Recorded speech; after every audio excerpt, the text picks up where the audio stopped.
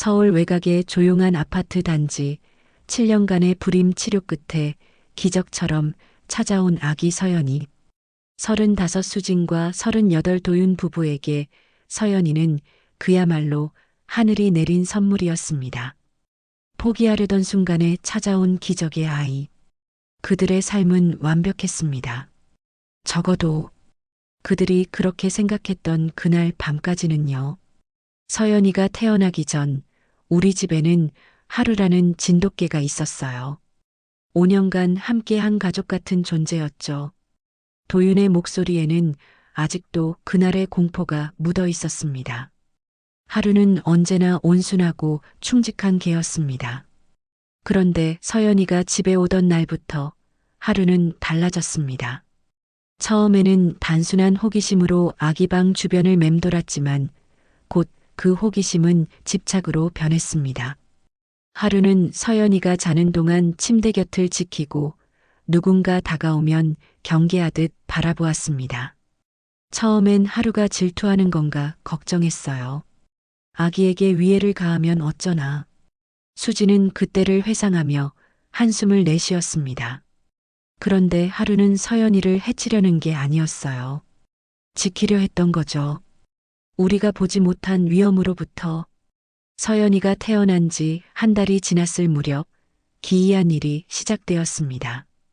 매일 밤 같은 시간 하루는 서연이의 침대 앞에서 으르렁거리기 시작했습니다. 낮고 깊은 소리로 마치 보이지 않는 적에게 경고하듯 으르렁거렸죠. 처음에는 단순한 개의 변덕으로 치부했지만 하루의 이 행동은 날이 갈수록 더 강렬해졌습니다. 어느 날 밤이었어요. 하루가 평소보다 더 심하게 지저대서 잠에서 깼죠. 뭔가 이상해서 서연이 방으로 달려갔는데 도윤의 목소리가 떨렸습니다. 서연이의 얼굴이 파랗게 변해 있었어요. 숨을 쉬지 않고 있었던 거예요. 그날 밤 하루의 필사적인 경고가 아니었다면 서연이는 영원히 깨어나지 못했을지도 모릅니다. 갓난아기의 작은 몸에 스며든 죽음의 그림자를 하루만이 감지했던 것입니다. 그리고 이것은 시작에 불과했습니다. 병원에서 의사가 말해줬어요. 아기가 수면 중 무호흡 증상을 보이는데 발견이 조금만 늦었어도 돌이킬 수 없는 상황이 됐을 거예요 라고요. 수진의 눈에 눈물이 고였습니다. 그때 알았죠. 하루가 단순한 개가 아니라는 걸, 우리 가족을 지키는 수호천사라는 걸. 하지만 이것은 하루와 서연이의 이야기의 시작에 불과했습니다. 앞으로 그들을 기다리는 것은 더 큰 위기와 놀라운 기적이었습니다. 그리고 인간과 동물 사이에 존재하는 신비로운 유대의 증거였죠. 개의 후각은 인간보다 1만 배 이상 뛰어납니다. 그들의 귀는 우리가 들을 수 없는 초음파까지 감지하죠. 하지만 하루가 감지한 것은 단순한 소리나 냄새가 아니었습니다. 그것은 죽음의 그림자였습니다. 서연이의 첫 번째 위기 이후 수진과 도윤 부부의 삶은 완전히 바뀌었습니다. 병원에서 받아온 영하 무호흡 모니터링 장치가 서연이의 작은 발목에 채워졌습니다. 그들은 이제 밤마다 교대로 서연이의 호흡을 지켜보았습니다. 하지만 그 어떤 기계보다 더 정확하고 빠르게 위험을 감지하는 존재가 있었으니 바로 하루였습니다. 의사 선생님이 말씀하시길 서연이는 중추성 수면 무호흡증이라는 희귀한 증상이 있대요.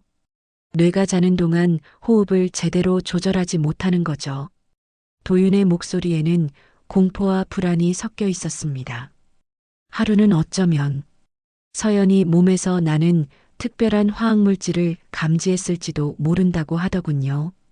의심 많던 부부는 하루를 동물병원에 데려갔습니다. 혹시 하루에게 문제가 있는 것은 아닐까 하는 의심 때문이었습니다. 하지만 수의사의 진단은 놀라웠습니다. 이 개는 완벽히 건강합니다. 오히려 놀라울 정도로 정신이 또렷하고 감각이 예민해요. 수의사는 하루의 눈을 들여다보며 말했습니다. 진돗개는 원래 주인에게 충성스럽고 가족을 보호하는 본능이 강한 품종이에요. 하지만 이 녀석은 특별해 보입니다. 제가 30년 수의사 생활을 하면서 이런 개는 처음 봅니다. 집으로 돌아오는 길, 하루는 평소와 다름없이 차 뒷좌석에 앉아 창밖을 바라보고 있었습니다. 마치 자신이 얼마나 특별한 존재인지 모르는 것처럼 말이죠. 하지만 그날 밤, 하루는 다시 한번 그 특별함을 증명하게 됩니다. 새벽 2시 13분, 모든 것이 고요한 시간. 하루가 갑자기 서연이의 방으로 달려갔습니다. 그리고 전에 없던 격렬함으로 짖기 시작했습니다. 이번에는 으르렁거림이 아니라 필사적인 외침이었습니다. 마치 빨리 와, 위험해, 라고 소리치는 것 같았습니다. 수진과 도윤은 하루의 신호를 이제 무시하지 않았습니다. 즉시 서연이의 방으로 달려갔고 그들이 본 광경은 평생 잊지 못할 악몽이었습니다. 서연이는 이미 숨을 쉬지 않고 있었고 얼굴은 파랗게 변해 있었습니다. 발목에 채워진 모니터링 장치는 아무런 경고음도 울리지 않았습니다. 여보, 119에 전화해요. 빨리. 도윤은 즉시 아이에게 심폐소생술을 시작했습니다. 하루는 방 안을 계속 뛰어다니며 짖었습니다. 그 짖음 소리가 마치 더 세게, 더 빨리 라고 말하는 것처럼 들렸습니다. 몇 분 후 서연이는 겨우 숨을 쉬기 시작했고 구급대원들이 도착했을 때는 약하게 울음소리를 내고 있었습니다. 구급대원 중 한 명이 말했습니다. 이렇게 빨리 발견하셨다니 정말 다행이네요. 몇 분만 더 늦었어도. 서연이는 중환자실로 옮겨졌고 의사들은 면밀한 검사를 시작했습니다. 그리고 다음 날 아침 주치의가 충격적인 소식을 전했습니다. 서연이의 상태는 우리가 처음 생각했던 것보다 훨씬 심각합니다. 중추성 수면 무호흡증 외에도 심장에 작은 결함이 있어 호흡 곤란을 악화시키고 있어요. 이런 복합적인 증상은 의학적으로도 감지하기 매우 어렵습니다. 수지는 의사의 말을 듣고 충격에 빠졌습니다. 그런데 어떻게 우리 개가 이걸 알았을까요? 의사는 고개를 갸웃했습니다. 솔직히 말씀드리면 저도 모르겠습니다. 하지만 동물들의 감각은 때로 과학으로는 설명할 수 없을 정도로 뛰어납니다. 특히 오랜 시간 함께한 반려동물은 주인의 상태에 극도로 민감하게 반응하죠. 여러분의 개는 글쎄요, 특별한 존재인 것 같습니다. 그날 이후 하루는 서연이의 공식적인 보호자가 되었습니다. 병원에서도 특별히 하루의 병실 출입을 허락했죠. 하루는 서연이의 침대 옆에 앉아 꼼짝도 하지 않았습니다. 간호사들은 하루가 서연이의 상태가 나빠지기 직전에 항상 먼저 반응한다는 사실에 놀랐습니다. 하루가 짖기 시작하면 우리는 즉시 서연이를 체크합니다. 그리고 매번 하루는 옳았어요. 한 간호사가 경외감을 표현했습니다. 하지만 이런 24시간 경계 태세는 하루에게도 큰 부담이었습니다. 하루는 점점 지쳐갔고 식욕도 줄어들었습니다. 그럼에도 하루는 자신의 임무를 포기하지 않았습니다. 마치 내가 지키지 않으면 서연이가 위험해라고 말하는 듯한 눈빛이었습니다. 그때 깨달았어요. 하루는 단순한 반려견이 아니라 천사라는 걸. 수지는 눈물을 흘리며 말했습니다. 자기 몸이 상관없이 우리 아이를 지키려는 그 모습에 정말 가슴이 아팠어요. 그러나 하루와 서연이의 공생관계는 이제 막 시작되었을 뿐이었습니다. 더 큰 위기와 더 놀라운 기적이 그들을 기다리고 있었습니다. 서연이가 병원에 입원한 지 일주일째 되는 날이었습니다. 의사들은 서연이의 상태가 안정되어 퇴원을 준비할 수 있다고 했습니다. 하지만 그들의 눈빛에는 여전히 불안감이 서려 있었습니다. 서연이의 병은 완치된 것이 아니라 잠시 잠잠해진 것 뿐이었으니까요. 서연이의 중추성 수면 무호흡증은 약물로 완전히 치료할 수 없습니다. 성장하면서 호전될 수도 있지만 당분간은 24시간 모니터링이 필요합니다. 주치의의 말에 수진과 도윤은 마음이 무거워졌습니다. 그날 저녁 서연이를 집으로 데려온 수진과 도윤은 아이의 방에 최첨단 모니터링 장비를 설치했습니다. 산소 포화도 측정기, 심장 박동 모니터, 그리고 무호흡 감지 알람까지 그들은 할 수 있는 모든 준비를 마쳤습니다. 하지만 가장 믿음직한 장비는 따로 있었죠. 하루는 서연이가 돌아오자 기쁨에 가득 찬 눈으로 아이를 바라보았습니다. 그리고 즉시 자신의 자리, 서연이의 침대 옆으로 돌아갔습니다. 마치 내가 여기 있으니 걱정 말라고 말하는 듯 했습니다. 수지는 하루의 머리를 쓰다듬으며 속삭였습니다. 하루야, 고마워. 내가 없었다면 우리 서연이는. 그녀는 말을 끝맺지 못했습니다.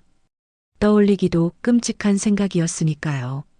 첫날 밤은 평화롭게 지나갔습니다. 서연이는 잘 자고 있었고 모니터링 장비도 아무런 경고를 보내지 않았습니다. 하루는 밤새 서연이의 침대 옆을 지켰지만 다행히 으르렁거릴 일은 없었습니다.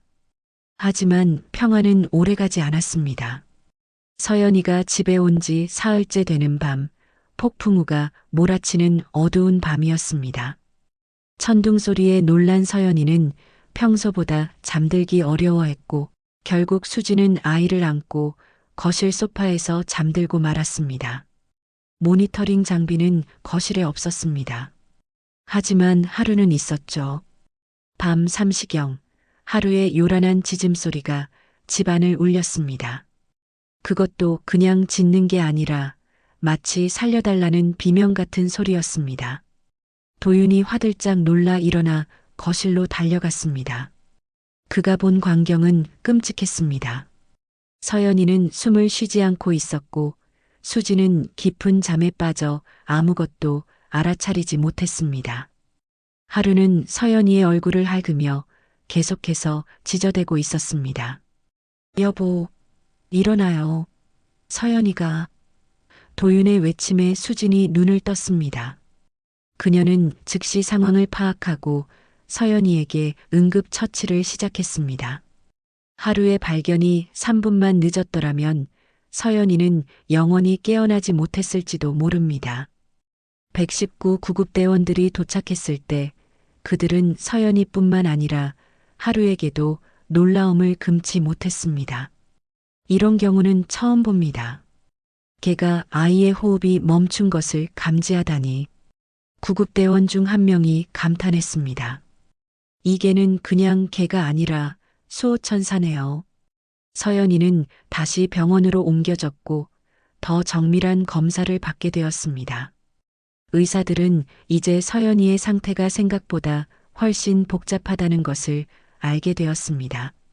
서연이는 선천성 중추 저산소 증후군이라는 매우 희귀한 질환을 가지고 있습니다. 뇌가 산소 부족 상태를 제대로 감지하지 못해 호흡 반사가 제때 작동하지 않는 거죠. 전문의가 설명했습니다. 이 병은 감지하기가 매우 어렵습니다. 보통의 모니터링 장비로도 놓치는 경우가 많죠. 도윤이 물었습니다. 그런데 어떻게 우리 개는 이걸 알아챘을까요? 의사는 잠시 생각에 잠겼습니다. 과학적으로 완전히 설명하기는 어렵지만 개들은 인간의 호흡에서 나오는 미세한 화학물질 변화를 감지할 수 있습니다. 아마도 산소 부족 상태에서 서연이의 몸에서 특별한 물질이 분비되고 하루가 그것을 감지했을 겁니다. 하지만 그것만으로는 설명이 안 되는 부분도 있어요. 하루와 서연이 사이에는 특별한 유대감이 있는 것 같습니다. 그날 이후 병원은 특별히 하루가 서연이의 병실에 함께 있을 수 있도록 허락했습니다. 의료진조차 하루가 어떤 의료 장비보다 빠르게 서연이의 상태 변화를 감지한다는 사실을 인정했기 때문이었습니다. 하루가 짓기 시작하면 우리는 즉시 서연이를 체크합니다. 그리고 매번 하루는 옳았어요. 한 간호사가 경외감을 표현했습니다. 그러나 24시간 내내 경계 태세를 유지하는 것은 하루에게도 큰 부담이었습니다. 하루는 점점 지쳐 보였고 먹는 양도 줄었습니다. 그럼에도 하루는 서연이 곁을 떠나지 않았습니다. 서연이가 두 번째로 입원한 지 일주일이 지났을 때 가장 위험한 순간이 찾아왔습니다. 깊은 밤, 병원이 조용한 시간, 하루가 갑자기 평소와는 다른 방식으로 울기 시작했습니다. 그것은 짖음도 아니고 으르렁거림도 아닌 마치 울부짖는 듯한 소리였습니다. 당직 간호사가 즉시 병실로 달려왔습니다. 서연이는 숨을 쉬지 않고 있었고 심장 박동도 매우 약해져 있었습니다. 하지만 충격적인 것은 모니터링 장비가 아무런 경고도 보내지 않고 있었다는 점이었습니다. 기계적 오류로 인해 알람이 작동하지 않았던 것입니다. 간호사는 즉시 응급 코드를 외쳤고 의료진이 달려와 심폐소생술을 시작했습니다. 하루는 병실 한쪽에서 공포에 질린 눈으로 상황을 지켜보고 있었습니다. 제발 살아나라, 서연아. 수지는 하루를 꼭 안고 기도했습니다. 10분 후 기적이 일어났습니다. 서연이의 심장이 다시 뛰기 시작했고 호흡도 정상으로 돌아왔습니다. 의사들은 놀라움을 감추지 못했습니다. 하루가 없었다면 오늘 밤 서연이는 주치의는 말을 끝맺지 못했습니다. 그는 하루를 바라보며 고개를 저었습니다. 이게는 정말 특별합니다. 어떤 의료 장비보다도 민감하고 정확하게 위험을 감지해냈어요. 그날 이후 병원에서는 서연이의 병실에 하루 경보 시스템이라는 특별한 프로토콜을 만들었습니다. 하루가 이상 징후를 보이면 즉시 의료진이 대응하는 시스템이었죠. 하지만 하루의 끊임없는 경계는 그 자신의 건강에도 영향을 미치기 시작했습니다. 하루는 점점 더 많이 지쳐갔고 때로는 자신의 임무를 수행하기 위해 먹는 것조차 거부했습니다. 하루가 서연이를 구했지만 이제는 하루를 구해야 할 때입니다. 수의사가 걱정스럽게 말했습니다. 이대로 가다간 하루의 건강이 심각하게 악화될 수 있어요. 수진과 도윤은 가슴 아픈 결정을 내려야 했습니다. 하루의 건강을 위해 그를 잠시 서연이에게서 떼어놓을 것인가, 아니면 하루가 원하는 대로 서연이 곁을 지키게 할 것인가. 그들이 결정을 내리기도 전에 운명은 또 한 번 그들을 시험하려 했습니다. 가장 큰 위기가 찾아왔고 하루는 자신의 모든 것을 바쳐 서연이를 지키기 위한 마지막 싸움을 시작하게 됩니다. 인간과 동물의 유대감은 때로 과학으로는 설명할 수 없는 경이로운 현상을 만들어냅니다. 하루와 서연이 사이에 형성된 특별한 연결고리는 그 누구도 예상하지 못했던 기적을 이루어냈습니다. 하지만 그 기적에는 값비싼 대가가 따랐습니다. 서연이가 두 번째 입원 이후 퇴원한 지 일주일이 지났습니다. 집으로 돌아온 서연이는 이제 특별한 모니터링 시스템과 함께 생활했습니다. 24시간 호흡을 체크하는 센서, 심장 박동을 실시간으로 기록하는 장치, 그리고 응급 상황 시 즉시 병원으로 연결되는 알람 시스템까지 최첨단 의료기술의 총집합이었습니다. 그러나 이 모든 장비들 중에서도 가장 정확하고 신뢰할 수 있는 것은 여전히 하루였습니다. 의료기기가 반응하기도 전에 하루가 먼저 알아챘어요. 그것도 몇 분이나 먼저요. 도윤은 놀라움을 감추지 못했습니다. 마치 하루가 서연이의 몸 상태를 직접 느끼는 것 같았어요. 하루는 이제 서연이의 공식 보호자가 되었습니다. 서연이가 어디로 가든 하루는 그림자처럼 따라다녔고 밤에는 침대 바로 옆에서 한시도 눈을 떼지 않았습니다. 하루의 충성심과 보호 본능은 가족 모두를 감동시켰지만 동시에 걱정스럽게 만들었습니다. 하루가 너무 지쳐 보여요. 먹는 것도 줄고 물도 잘 안 마셔요. 수지는 하루의 머리를 쓰다듬으며 걱정스럽게 말했습니다. 서연이를 지키느라 자기 자신을 돌볼 겨를이 없나 봐요. 수의사의 진찰 결과 하루는 심각한 스트레스와 과로 상태였습니다. 24시간 내내 긴장 상태를 유지하는 것은 하루의 건강에 심각한 영향을 미치고 있었던 것입니다.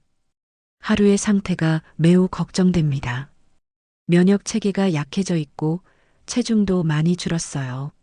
무엇보다 심장에 무리가 가고 있어요. 수의사는 진지한 표정으로 말했습니다. 하루에게 휴식이 필요합니다. 최소한 밤에는 서연이와 떨어져서 제대로 쉴 수 있게 해주세요. 수진과 도윤은 고민에 빠졌습니다. 하루와 서연이를 분리하는 것은 양쪽 모두에게 큰 스트레스가 될 수 있었습니다.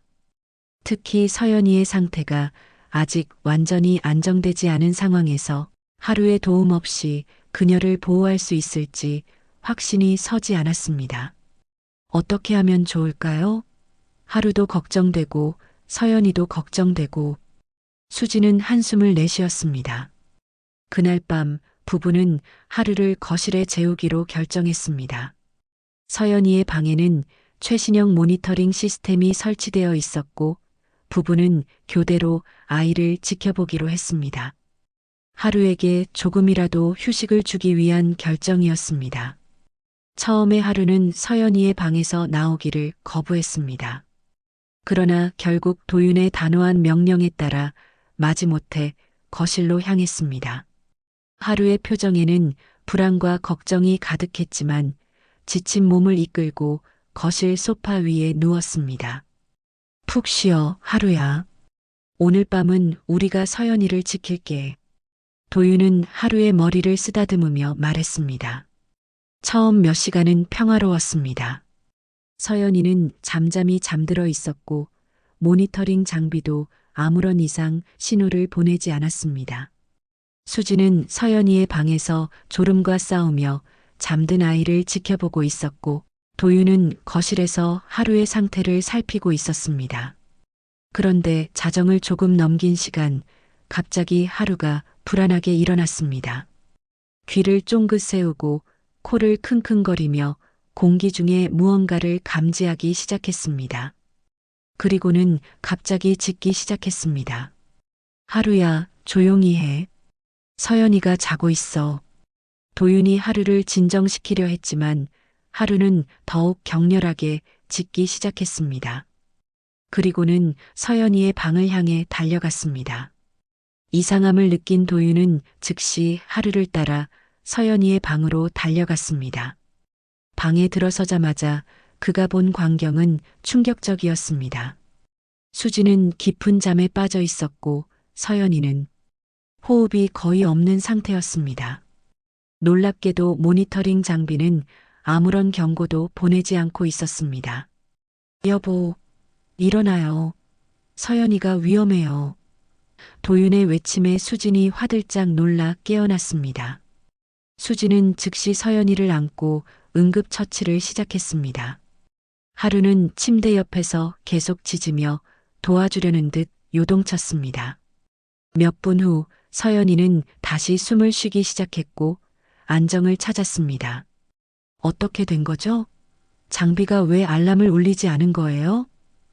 수지는 공포에 질려 물었습니다. 나중에 확인해 보니 모니터링 장비의 센서가 위치를 벗어나 있었습니다. 서연이가 자면서 몸을 돌리는 과정에서 센서가 떨어진 것이었습니다. 첨단 기술이 실패한 순간이었죠. 하루가 없었다면 도윤은 말을 잇지 못했습니다. 떠올리기조차 두려운 상황이었습니다. 그날 이후 하루는 다시 서연이의 방으로 돌아왔습니다. 하루의 건강이 걱정되었지만 서연이의 안전이 더 중요했습니다. 그리고 놀랍게도 하루는 서연이 곁으로 돌아온 후 조금씩 건강을 회복하기 시작했습니다. 마치 서연이를 지키는 것이 하루에게는 약보다 더 효과적인 치료제인 것처럼 보였습니다. 하루는 서연이를 지키는 것이 자신의 사명이라고 생각하는 것 같아요. 수지는 두 반려자를 바라보며 말했습니다. 그리고 그 사명이 하루에게 힘을 주는 것 같아요. 하지만 사람들의 눈에는 보이지 않는 변화가 하루의 몸속에서 일어나고 있었습니다. 끊임없는 긴장과 스트레스는 하루의 내부 장기에 손상을 입히고 있었고, 특히 심장에 큰 부담을 주고 있었습니다. 그럼에도 하루는 한 번도 불평하지 않았습니다. 오직 서연이의 안전만이 하루의 관심사였습니다. 서연이가 100일이 되던 날, 가족은 작은 축하 파티를 열었습니다. 서연이는 조금씩 성장하고 있었고, 발작적인 무호흡 증상도 조금씩 줄어들고 있었습니다. 의사들은 조심스럽게 희망적인 전망을 내놓았습니다. 서연이의 뇌가 성장하면서 호흡 조절 기능이 조금씩 발달하고 있습니다. 앞으로 1년에서 2년 정도 더 주의 깊게 관찰해야 하지만 장기적으로는 정상적인 발달이 가능할 것으로 보입니다. 이것은 희소식이었지만 아직 안심하기에는 이른 때였습니다. 서연이는 여전히 위험한 상태였고 하루의 역할은 여전히 중요했습니다. 그리고 그날 밤 가장 큰 위기가 찾아왔습니다. 축하 파티로 인해 모두가 지쳐있던 밤이었습니다.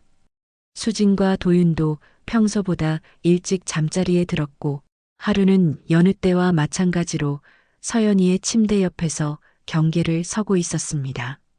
깊은 밤 갑자기 하루가 평소와는 다른 방식으로 짖기 시작했습니다.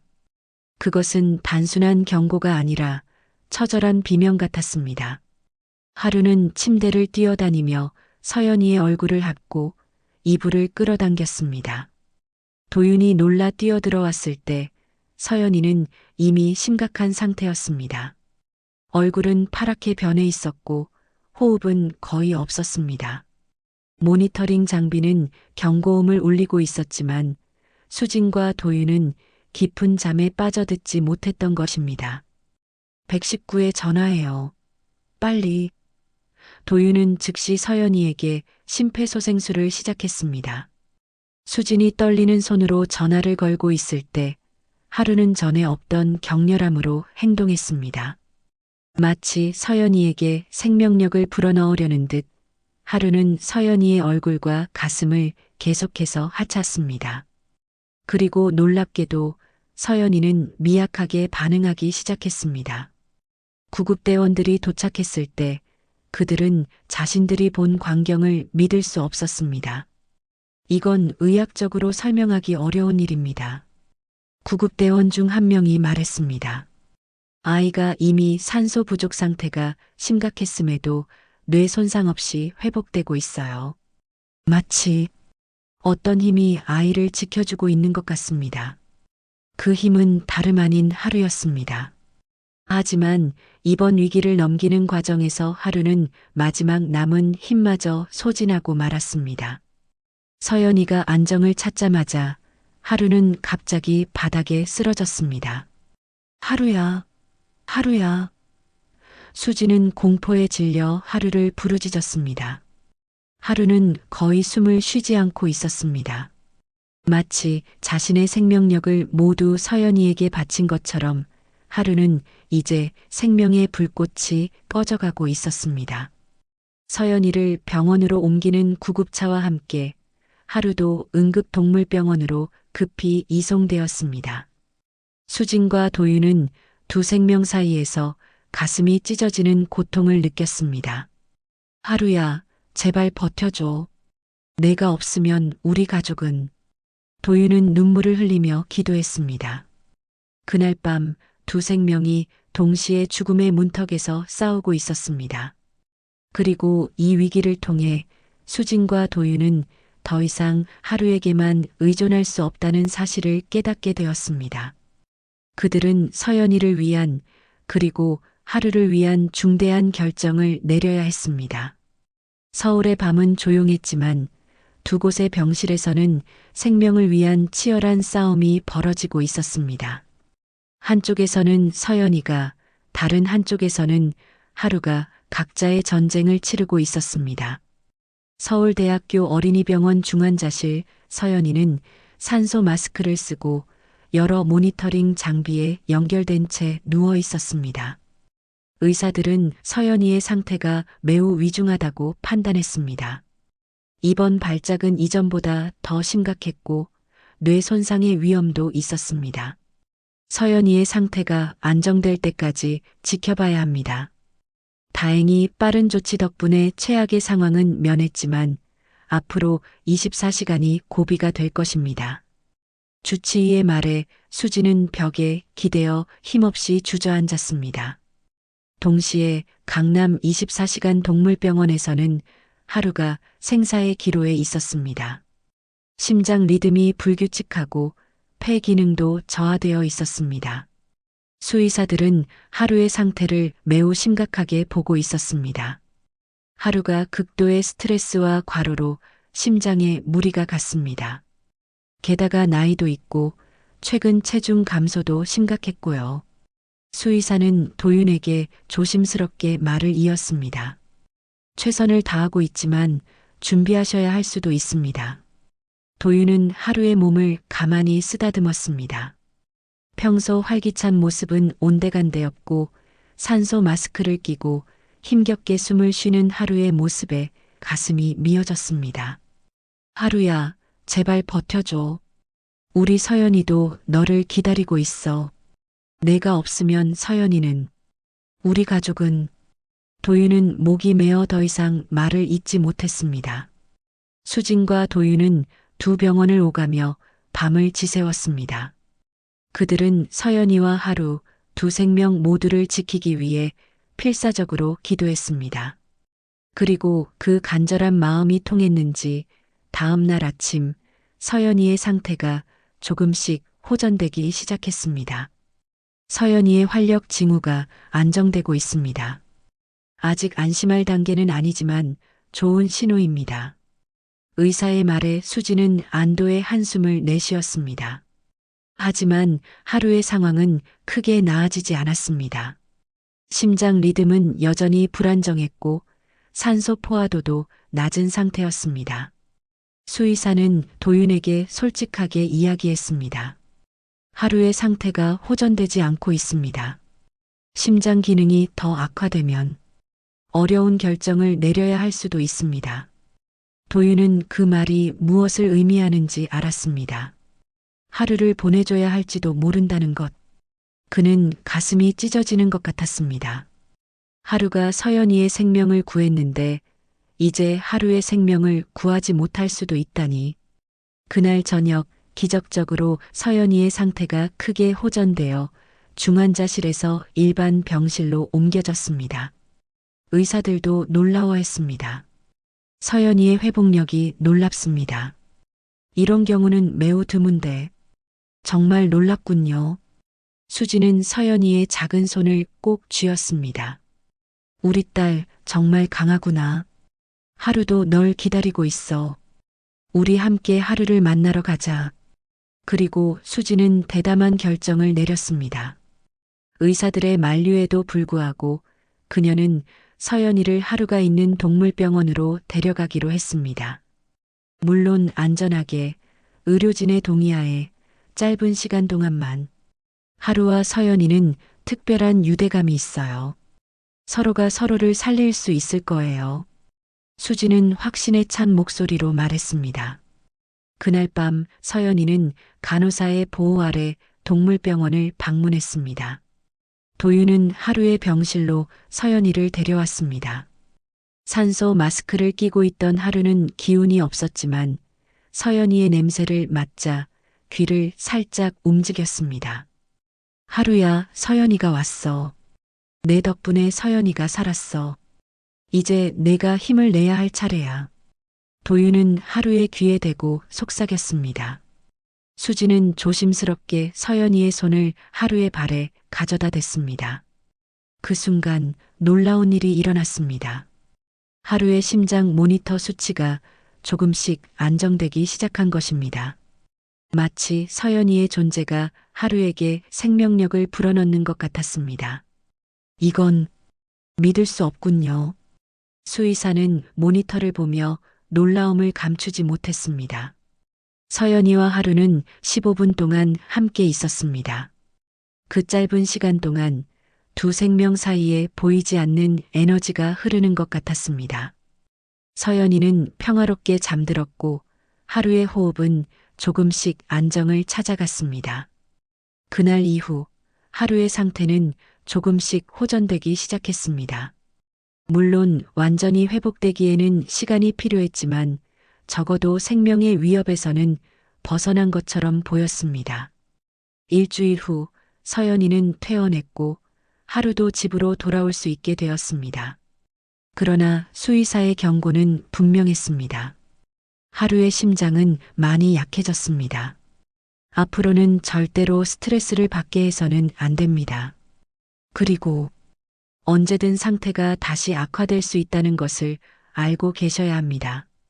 집으로 돌아온 첫날, 하루는 약해진 몸으로 천천히 서연이의 방으로 향했습니다. 그리고 침대 옆에 앉아 서연이를 바라보았습니다. 그 눈빛에는 이전과는 다른 무언가가 담겨 있었습니다. 마치 사명을 완수한 전사의 평온함 같은 것이었습니다. 수진과 도윤은 하루가 더 이상 서연이를 지키기 위해 자신을 희생하지 않도록 특별한 방안을 마련했습니다. 서연이의 방에는 최첨단 모니터링 시스템이 설치되었고 이제 24시간 전문 간호사가 교대로 근무하며 서연이를 지켰습니다. 하루는 서연이와 함께 있되 더 이상 경계 태세를 유지할 필요가 없었습니다. 이제 하루는 서연이의 수호자가 아니라 그냥 가족으로 함께하면 돼. 도윤은 하루의 머리를 쓰다듬으며 말했습니다. 그러나 하루의 본능은 쉽게 바뀌지 않았습니다. 비록 몸은 약해졌지만 하루는 여전히 서연이에게 특별한 관심을 보였습니다. 다만 이전처럼 긴장 상태를 유지하는 대신 이제는 서연이 옆에 누워 함께 잠을 자거나 서연이가 깨어 있을 때 옆에서 지켜보는 정도였습니다. 그리고 놀랍게도 하루가 서연이 곁에 있을 때면 서연이의 상태도 더 안정적이었습니다. 무호흡 증상의 빈도가 눈에 띄게 줄어든 것입니다. 의사들은 이것을 과학적으로 설명할 수 없었지만 수진과 도윤은 알고 있었습니다. 하루와 서연이 사이에는 특별한 유대감이 있다는 것을. 그러나 한 달 후 다시 한번 위기가 찾아왔습니다. 서연이의 상태가 갑자기 악화된 것입니다. 이번에는 폐렴이 원인이었습니다. 서연이는 다시 병원으로 실려갔고 의사들은 긴급히 치료를 시작했습니다. 서연이의 면역 체계가 약해져 있어 감염에 취약한 상태입니다. 폐렴이 심각해져 호흡 곤란을 일으키고 있어요. 하루는 서연이가 병원에 간 후 굉장히 불안해했습니다. 집안을 이리저리 돌아다니며 서연이를 찾았고 먹지도 자지도 않았습니다. 도윤은 하루를 데리고 병원을 방문했지만 중환자실에는 동물의 출입이 철저히 금지되어 있었습니다. 하루야, 서연이는 곧 나아질 거야. 그때까지 넌 건강해야 해. 도윤은 애원하듯 하루에게 말했습니다. 그러나 하루의 상태 역시 급격히 나빠지기 시작했습니다. 식욕이 완전히 사라졌고 눈빛도 점점 흐려졌습니다. 수의사는 하루가 심한 우울증과 스트레스를 겪고 있다고 진단했습니다. 하루가 서연이와 강한 유대감을 형성했기 때문에 분리 불안이 매우 심한 상태입니다.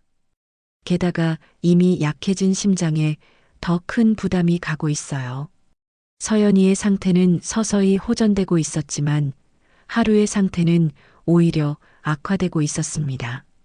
마치 서연이가 회복할 수 있도록 하루가 자신의 생명력을 내어주는 것 같았습니다. 그리고 서연이가 입원한 지 일주일째 되던 날 밤, 도윤은 하루가 자신의 침대에서 일어나 비틀거리며 현관으로 향하는 것을 발견했습니다. 하루야, 어디가? 도윤이 물었지만 하루는 마치 무언가에 이끌리듯 현관문 앞에 섰습니다. 그 순간 도윤의 휴대폰이 울렸습니다. 병원에서 온 전화였습니다. 도윤 씨, 서연이의 상태가 갑자기 악화됐습니다. 지금 바로 병원으로 오셔야 합니다. 도윤은 충격에 빠졌습니다. 그리고 즉시 하루를 바라보았습니다. 하루는 이미 알고 있었던 것입니다. 서연이가 위험하다는 것을. 하루야, 함께 가자. 서연이에게. 도윤은 하루를 안고 차에 올랐습니다. 병원에 도착했을 때 의료진이 서연이에게 응급 처치를 하고 있었습니다.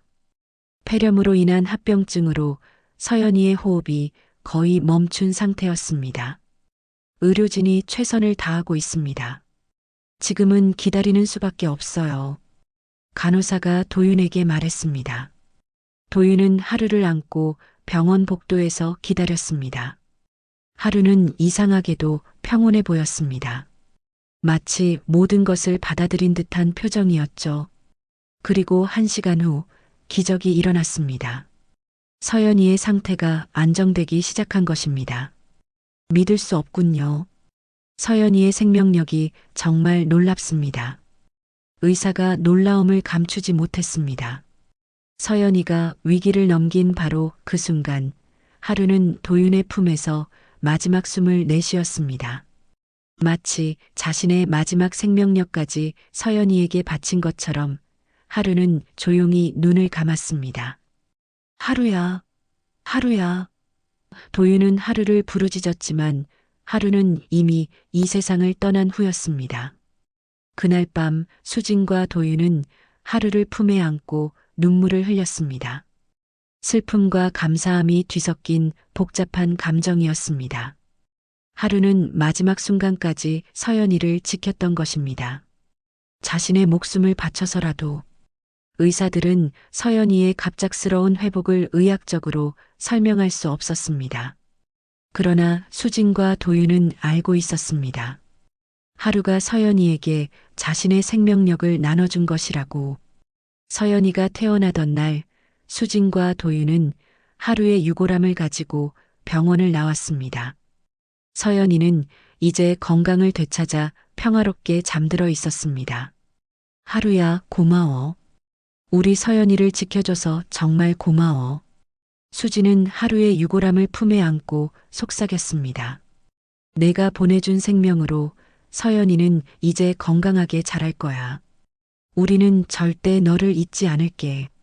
그리고 그 순간 부부는 믿을 수 없는 광경을 목격했습니다.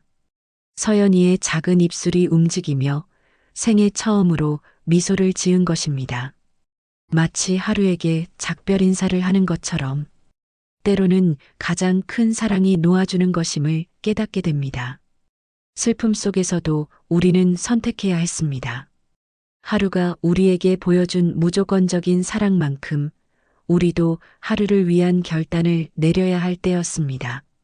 하루의 장례식은 조용하고 소박하게 치러졌습니다. 수진과 도윤, 그리고 서연이를 챙겨주던 간호사와 담당 의사들까지 모두 모여 하루에게 마지막 작별 인사를 전했습니다. 평범한 개의 장례식이라기에는 너무나 특별한 순간이었습니다. 그곳에 모인 모든 사람들이 하루의 놀라운 이야기를 알고 있었으니까요. 하루는 단순한 반려동물이 아니었습니다. 그는 영웅이었고 수호자였습니다. 서연이의 주치의가 추모사를 읽었습니다. 저는 의사로서 많은 생명을 다뤄왔지만 하루처럼 자신을 희생해 다른 생명을 구한 경우는 처음 보았습니다. 이것은 의학적으로 설명할 수 없는 기적이었습니다. 수지는 하루의 유골함을 품에 안고 눈물을 흘렸습니다. 하루야, 너를 보내는 것이 너무 아파. 하지만 내가 우리 서연이를 위해 생명을 바쳤다는 걸 알아. 우리는 절대로 너를 잊지 않을게. 장례식이 끝난 후 수진과 도윤은 하루의 유골을 집 근처 작은 언덕에 묻었습니다. 그곳은 하루가 생전에 산책을 즐기던 곳이었습니다. 묘비에는 간단한 문구가 새겨졌습니다. 여기 우리의 영웅 하루가 잠들다. 한 생명을 구하기 위해 자신의 모든 것을 바친 진정한 수호천사. 하루의 부재는 집안에 커다란 공백을 남겼습니다. 서연이의 방은 이제 하루 없이 너무나 조용했고 현관문 앞에서 꼬리를 흔들며 기다리던 하루의 모습도 더 이상 볼 수 없었습니다. 하지만 수진과 도윤은 하루의 정신이 여전히 그들과 함께하고 있다고 느꼈습니다. 특히 서연이의 건강에 놀라운 변화가 찾아왔습니다. 하루가 떠난 후 서연이의 수면, 무호흡 증상이 급격히 줄어든 것입니다. 정기 검진에서 의사들은 놀라움을 감추지 못했습니다. 서연이의 호흡 조절 기능이 놀랍게 발달하고 있습니다. 이런 빠른 회복은 의학적으로 매우 드문 경우입니다. 의사는 검사 결과를 보며 말했습니다. 수지는 마음속으로 알고 있었습니다. 이것은 하루의 마지막 선물이라는 것을, 마치 하루가 자신의 생명력을 서연이에게 남겨준 것 같았습니다. 그러나 슬픔은 쉽게 가시지 않았습니다. 특히 도윤은 하루를 더 잘 돌보지 못한 것에 대한 죄책감에 시달렸습니다. 내가 하루에게 휴식을 더 줬더라면, 하루의 건강을 더 신경 썼더라면. 도윤은 자책하며 밤마다 하루의 사진을 바라보았습니다. 수지는 남편의 손을 꼭 잡았습니다. 우리가 할 수 있는 최선을 다했어요. 하루는 자신의 선택으로 서연이를 지킨 거예요. 그게 하루의 삶의 목적이었던 것 같아요. 시간이 흐르면서 수진과 도윤은 하루의 희생을 헛되게 하지 않기 위한 방법을 고민했습니다. 그리고 마침내 중요한 결정을 내렸습니다. 하루의 이야기를 더 많은 사람들과 나누어야 해요. 반려동물의 놀라운 능력과 사랑을 세상에 알려야 해요. 수진이 말했습니다. 도윤은 고개를 끄덕였습니다. 그래요. 하루의 이야기가 다른 아픈 아이들과 그 가족들에게 희망이 될 수 있을 거예요. 그들은 하루 프로젝트라는 작은 재단을 설립했습니다. 이 재단은 희귀 질환을 가진 어린이들에게 특별히 훈련된 도우미 견을 연결해주는 일을 했습니다. 또한 개들의 비범한 감각 능력을 의료 분야에 활용하는 연구도 지원했습니다. 재단이 설립된 후 놀라운 일들이 일어나기 시작했습니다. 하루와 비슷한 사례들이 전국 각지에서 보고되었고 수많은 반려견들이 주인의 건강 이상을 미리 감지해 생명을 구한 이야기들이 모이기 시작했습니다. 이건 단순한 우연이 아닙니다. 개들은 인간이 감지하지 못하는 미세한 변화를 감지할 수 있는 놀라운 능력을 가지고 있어요. 한 수의학 교수가 하루 프로젝트의 연구 발표회에서 말했습니다. 서연이의 첫 번째 생일, 수진과 도윤은 하루의 묘지를 찾았습니다.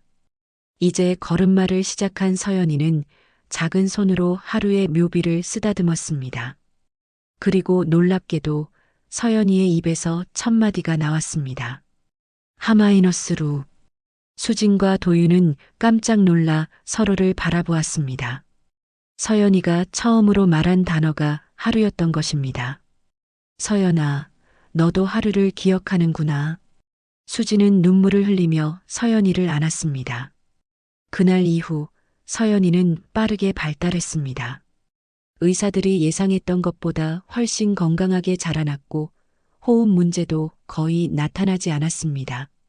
마치 하루의 수호 정신이 여전히 서연이를 지키고 있는 것처럼 보였습니다. 하루 프로젝트는 점점 더 커져갔고 전국의 많은 병원에서 치료견 프로그램을 도입하기 시작했습니다. 특히 소아과 병동에서는 반려견들이 아픈 아이들의 치료와 회복에 큰 도움을 주었습니다. 개들은 때로 의사보다 더 정확하게 환자의 상태를 감지합니다. 그들의 직관적인 능력은 현대의학이 아직 완전히 이해하지 못하는 영역이죠. 서울대학교 병원의 소아과 과장이 인터뷰에서 말했습니다. 수진과 도윤에게도 새로운 변화가 찾아왔습니다. 그들은 하루 프로젝트를 운영하며 많은 사람들의 삶에 변화를 가져다 주었고, 하루의 이야기는 많은 이들에게 희망과 위로를 전했습니다. 하루는 우리에게 무조건적인 사랑이 무엇인지 가르쳐 주었어요. 그리고 그 사랑은 지금도 계속되고 있습니다. 수지는 한 강연에서 말했습니다. 서연이가 3살이 되던 해 수진과 도윤은 중대한 결정을 내렸습니다. 그들은 서연이에게 새로운 반려견을 입양하기로 한 것입니다. 하루를 대체할 수는 없겠지만 서연이가 성장하면서 함께할 친구가 필요하다고 생각했습니다. 보호소에서 그들은 한 강아지를 만났습니다.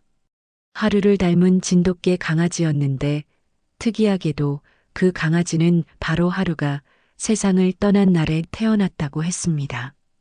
이름이 뭐예요? 수진이 보호소 직원에게 물었습니다. 직원은 미소를 지었습니다. 아직 이름이 없어요.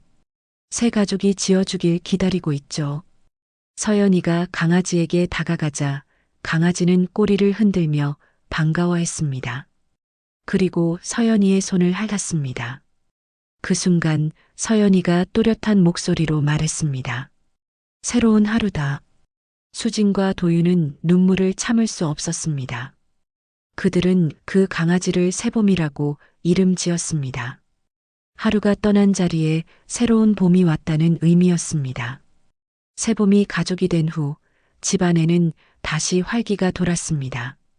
새봄은 하루처럼 서연이를 특별히 아꼈고 서연이도 새봄과 함께하는 시간을 행복해했습니다.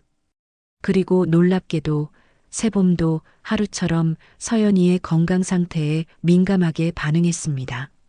서연이가 감기에 걸렸을 때 새봄은 서연이 옆에서 떠나지 않고 지켰습니다.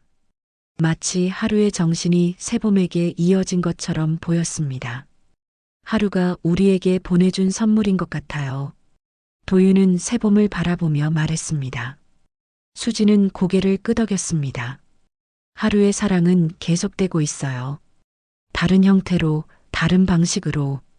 하루가 떠난 지 1년이 지난 날 수진과 도윤, 서연이, 그리고 새봄은 하루의 묘지를 찾았습니다. 그들은 하루에게 지난 1년간의 이야기를 들려주었습니다. 서연이가 얼마나 건강하게 자라고 있는지, 하루 프로젝트가 얼마나 많은 이들에게 희망을 주고 있는지, 그리고 새봄이 얼마나 가족에게 행복을 가져다 주고 있는지. 묘지를 떠나려는 순간 갑자기 따스한 바람이 불어왔습니다. 마치 하루가 그들을 안아주는 것 같은 포근한 바람이었습니다. 하루야, 고마워. 우리는 내가 준 선물을 소중히 간직하고 있어. 수지는 바람을 맞으며 속삭였습니다. 그리고 그들은 함께 집으로 향했습니다. 슬픔은 여전히 그들 마음 한구석에 있었지만 이제 그 자리에는 감사와 평화, 그리고 희망이 함께했습니다. 하루가 그들에게 남겨준 진정한 선물이었습니다. 하루가 떠난 지 2년 서연이는 어느덧 3살이 되었습니다. 의사들의 모든 예상을 깨고 서연이는 또래 아이들보다 더 건강하게 자라고 있었습니다. 수면 무호흡증은 거의 나타나지 않았고 폐 기능도 정상으로 회복되었습니다. 마지막 검진에서 의사는 더 이상 정기적인 모니터링이 필요 없다고 판단했습니다. 서연이의 회복은 의학적 기적이라고 밖에 설명할 수 없습니다. 주치의는 놀라움을 감추지 못했습니다. 이런 중증 사례가 완전히 회복되는 경우는 거의 본 적이 없어요. 수진과 도윤은 이 모든 것이 하루 덕분이라고 믿었습니다. 마치 하루가 자신의 생명력을 서연이에게 물려준 것처럼 서연이는 날이 갈수록 더 건강하고 활기차게 자라났습니다. 하루야, 보고 있니? 우리 서연이가 얼마나 잘 자라고 있는지. 도윤은 종종 하늘을 바라보며 속삭였습니다. 새봄 역시 가족의 든든한 구성원으로 자리 잡았습니다. 하루와는 다른 성격이었지만 서연이를 향한 사랑만큼은 하루 못지 않았습니다. 특히 서연이가 잠들 때면 어김없이 방 앞에 누워 지키는 모습은 하루를 떠올리게 했습니다. 세봄이도 하루처럼 서연이를 특별히 여기 것 같아요. 수지는 서연이의 방 앞에서 잠든 세봄을 바라보며 말했습니다. 서연이가 4살이 되던 해봄, 수진과 도윤은 가족여행을 계획했습니다. 하루가 세상을 떠난 이후 처음으로 떠나는 장기 여행이었습니다. 우리 다 같이 바다로 가자. 하루도 좋아했을 거야. 도윤이 제안했습니다. 그들은 강원도 동해안의 조용한 마을을 선택했습니다. 작은 펜션을 빌려 한 달 동안 머물기로 했습니다. 서연이와 세봄도 함께였습니다. 바닷가에 도착한 첫날, 그들은 모래사장에 하루를 위한 작은 제단을 만들었습니다. 조개 껍데기와 돌멩이로 하루의 이름을 적고 하루가 좋아하던 간식을 놓았습니다. 하루야, 우리가 왔어. 이제 우리는 괜찮아. 내가 지켜준 서연이도 이렇게 건강하게 자라고 있어. 수지는 바다를 향해 말했습니다. 서연이는 제단 앞에서 장난스럽게 뛰놀았고 세봄은 그 옆에서 꼬리를 흔들며 서연이를 지켜보았습니다. 도윤은 그 모습을 사진에 담았습니다. 슬픔 속에서도 평화와 희망이 느껴지는 순간이었습니다. 한 달간의 여행은 가족에게 치유의 시간이 되었습니다. 매일 아침 바다를 바라보며 명상을 하고 낮에는 서연이와 세봄이 함께 해변을 달리며 놀았습니다. 밤에는 모닥불 앞에 모여 하루와의 추억을 나누었습니다. 시간이 지날수록 하루를 떠올릴 때마다 느껴지던 날카로운 아픔은 점점 둔해졌고 대신 따뜻한 그리움과 감사함이 자리 잡았습니다. 여행의 마지막 날, 가족은 해질녘 바닷가에 모였습니다. 도윤은 작은 종이배를 준비했고 각자 하루에게 하고 싶은 말을 적었습니다. 서연이는 아직 글을 쓸 줄 몰랐지만 하루의 모습을 그림으로 그렸습니다. 놀랍게도 서연이는 한 번도 본 적 없는 하루의 모습을 꽤 정확하게 그려냈습니다. 그들은 종이배에 작은 촛불을 밝히고 바다에 띄웠습니다. 배는 천천히 물결을 타고 멀어져 갔고 저녁 노을 속으로 사라졌습니다. 바다에서 돌아온 후 수진과 도윤의 삶에는 새로운 활력이 생겼습니다. 서연이도 유치원에 다니기 시작했고 또래 친구들과 잘 어울렸습니다. 세봄은 매일 아침 서연이를 유치원 버스까지 배웅하고 오후에는 서연이가 돌아오기를 기다렸습니다. 어느 날 서연이가 유치원에서 돌아와 특별한 질문을 했습니다. 엄마, 하루는 누구예요? 수지는 깜짝 놀랐습니다. 그들은 서연이에게 하루에 대해 자세히 이야기한 적이 없었습니다. 서연이가 더 자라면 그때 알려주려고 생각했기 때문입니다. 어떻게 하루를 알게 됐어? 수진이 물었습니다. 꿈에서 봤어요. 커다란 개가 제 침대 옆에 앉아서 저를 지켜주고 있었어요. 그리고 그게 이름이 하루라고 했어요. 서연이가 순진한 눈으로 대답했습니다. 수진과 도윤은 놀라움에 서로를 바라보았습니다. 서연이는 하루를 본 적이 없었습니다. 하루가 세상을 떠났을 때 서연이는 너무 어렸기 때문에 기억할 수 없었습니다. 하루는 우리 가족을 지켜주던 특별한 강아지였어, 서연아. 도윤이 조심스럽게 설명했습니다. 내가 아주 아팠을 때 하루가 널 구해줬단다. 그래서 제가 지금 건강한 거예요? 서연이가 물었습니다. 그래, 하루가 너를 위해 자기의 모든 것을 준 거야. 수진이 미소 지으며 말했습니다. 그날 저녁 수진과 도윤은 서연이에게 하루의 이야기를 들려주기로 했습니다. 물론 서연이가 이해할 수 있는 수준으로 간단하게 이야기했습니다. 놀랍게도 서연이는 마치 이미 알고 있었다는 듯이 고개를 끄덕이며 이야기를 들었습니다. 하루는 천사가 됐어요? 이야기가 끝난 후 서연이가 물었습니다. 그래, 이제 하루는 하늘에서 너를 지켜보고 있을 거야. 도윤이 대답했습니다. 그날 밤 서연이는 자신의 방에 하루의 사진을 두고 싶다고 했습니다. 수지는 오래된 앨범에서 하루의 사진을 찾아 작은 액자에 넣어 서연이의 침대 옆에 놓아주었습니다. 하루가 떠난 지 벌써 10년이 됐네요. 어느 날 저녁 도윤이 조용히 말했습니다.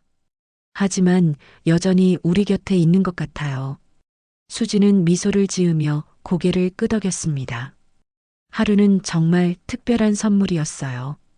우리에게 두 번째 기회를 주었고 삶의 의미를 찾게 해주었죠. 서연이는 이제 자신의 미래에 대해 분명한 계획을 가지고 있었습니다. 저는 커서 의사가 될 거예요. 그리고 동물들이 어떻게 사람들을 도울 수 있는지 더 많이 연구할 거예요. 하루처럼 특별한 능력을 가진 동물들이 더 많은 생명을 구할 수 있도록요. 수진과 도윤은 서연이의 꿈을 전적으로 지지했습니다. 그들은 하루가 남긴 유산이 서연이를 통해 계속 이어지고 있다고 느꼈습니다. 그날 밤 수지는 창가에 앉아 밤하늘을 바라보았습니다. 별들이 유난히 밝게 빛나는 밤이었습니다. 그중 한 별이 특히 밝게 반짝이는 것 같았습니다. 하루야, 고마워. 수지는 그 별을 향해 속삭였습니다. 내가 우리에게 준 모든 것에 감사해. 내 희생이 헛되지 않도록 우리는 계속해서 내 정신을 이어갈게. 창문 밖에서 부드러운 바람이 불어왔고 커튼이 살짝 흔들렸습니다. 마치 하루가 그녀의 말에 대답하는 것 같았습니다. 수지는 평화로운 마음으로 눈을 감았습니다. 그리고 서연이는 하루의 유산을 가슴에 품고 자신만의 여정을 시작했습니다. 그녀가 의사가 되어 더 많은 생명을 구하게 될 미래는 하루가 그녀에게 준 가장 큰 선물일 것입니다. 어떤 존재는 짧은 생을 살지만 영원한 발자국을 남깁니다. 하루는 그런 존재였습니다. 작고 연약한 몸이었지만 그의 사랑은 시간과 공간을 초월하여 계속 퍼져나가고 있습니다. 그리고 그 사랑이 닿는 곳마다 희망의 씨앗이 자라나고 있습니다.